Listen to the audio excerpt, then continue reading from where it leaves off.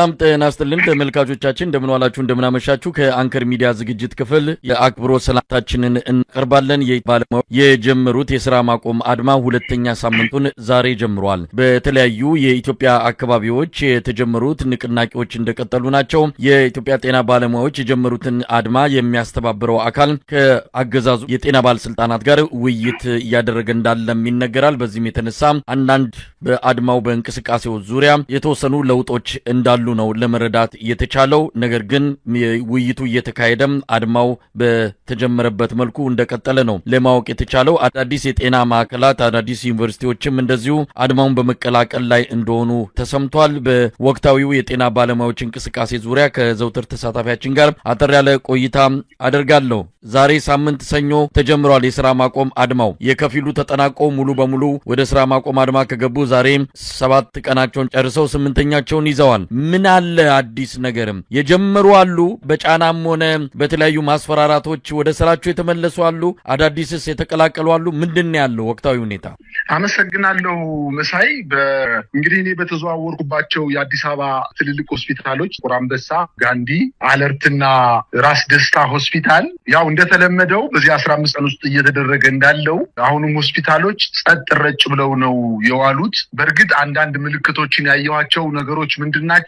ለሕክምና አገልግሎት የሚሄዱ ታካሚዎች የቀነ ቀጠሯቸውን እያራዘሙ አንድ ወር ከ15 ቀን እያራዘሙ የቀጠሮ ቀንን እየቀየሩ ሕክምና ማዕከላት ሐኪሞች ባለመኖራቸው ምክንያት እየመለሷቸው እንደሆነ ለመመልከት ያለው። በተለይ በራስ ደስታ ሆስፒታል ከግቢው በር ላይ የሚታከሙ ሰዎች የቀጠሮ ታማሚዎች ቀጠሯቸውን አክብረው ሲመጡ ሐኪሞች ባለመኖራቸው ምክንያት ቀጠሯቸው እየተራዘመ ሌላ ወረቀት እየተሰጣቸው የቀጠሮ ወረቀት እየተሰጣቸው ሲመለሱ በአይኔ ተመልክቻለሁ። ሌላው አሁንም ሆስፒታሎቹ በተለይ በዚህ ባለፈው ሳምንትና አሁን ዛሬ ሰኞ የተለየ ነገር የለም።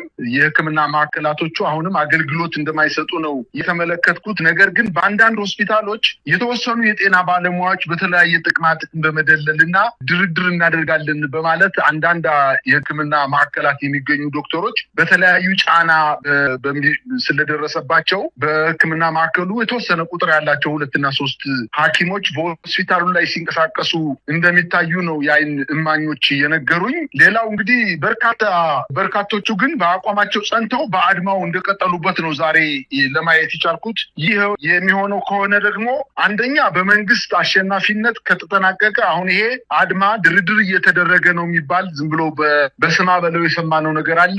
ይሄ ነገር በድርድር ጥያቄዎቻቸው ሳይመለሱ በጫና በከፍተኛ ማስፈራራት በስራት ከስራ በማባረር በማገድ ወደ ስራቸው ከተመለሱ በአጠቃላይ በኢትዮጵያ የአድማ ታሪክ ውስጥ ከፍተኛ የሆነ ጥቁር ጠባሳ ጥሎ እንደሚያልፍ ነው። ምክንያቱም መንግስት አሁን ይህንን በአገኘው አጋጣሚ ያለውን የደህንነት ኃይል ጉልበቱን፣ ገንዘቡን፣ የሚዲያ አገልግሎቱን ተጠቅሞ አድማውን ቀልብሶ የሕክምና ማዕከሉ ወደ ተመልሰው ዶክተሮች ወደ ሕክምና ማዕከል ለሕክምና ከመጡና በሐኪሞች መሸነፍና በመንግስት ማሸነፍ አይደለም። በእርግጥ ሞኝ አሸነፈ እምቢ ብሎ የሚባል አባባል አለ። እምቢ ብሎ አሸንፎ ሐኪሞች ወደ ሕክምና ማዕከላት ከመጡ ለሌላው ለቀሪው የኢትዮጵያ ሕዝብ አጠቃላይ ለቀሪው የኢትዮጵያ ሕዝብ ከፍተኛ የሆነ ጥቁር ጠባሳ ነው የሚጥለው። ምክንያቱም መንግስት ከእንግዲህ በኋላ እኔን ያየ ይቀጣ፣ ዶክተሮችን ያየ ይቀጣ ብሎ ማንኛውም የመብት ጥያቄ የሚያነሱ የኢትዮጵያ ዜጎች በሙሉ ጥያቄያቸውን በተደራጀ መልኩ እንዳያነሱ ለማድረግ ጉልበትን በመጠቀም የተለመደ ተግባሩን ለመፈጸም